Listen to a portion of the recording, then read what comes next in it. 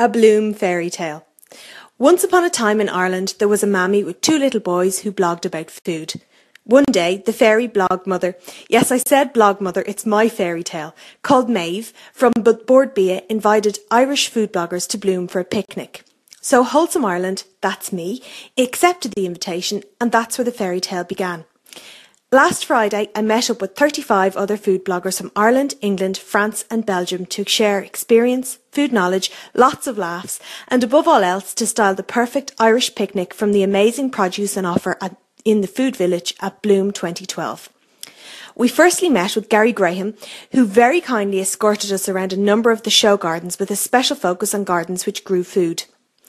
My favourites were the Starberry Paradise Garden, which was based upon the blueberry, the Table for Four Garden, which had an edible herb wall to the back. It also had an amazing pool, which was made using food colouring. The reflections were stunning. The Glenis Garden was so achievable, cartoon characters and buildings aside. The yummy low-fat Greek yoghurt was a great way to start the day, as I'd skipped breakfast trying to get the kids dropped off first thing.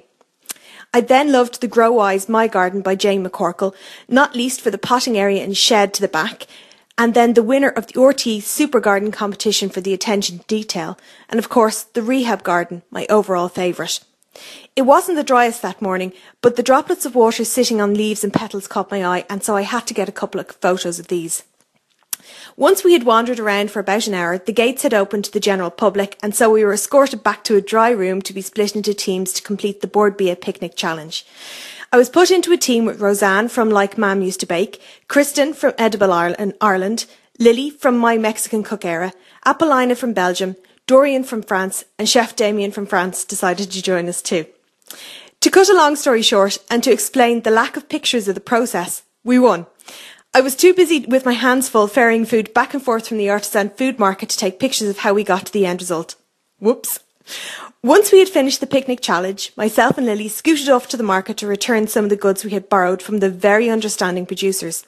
We then returned to the Fianishka Cafe for a gorgeous lunch, which involved much laughter, smiles and a wee bit of fizz thanks to Lily. And a tick, I guess. We had 2 hours afterwards to wander around Bloom, and to go figure, myself and Emma, another food blogger, managed to spend it all in the food market, chatting to producers, fellow foodies and learning more about the products on offer, along with purchasing some items to bring home.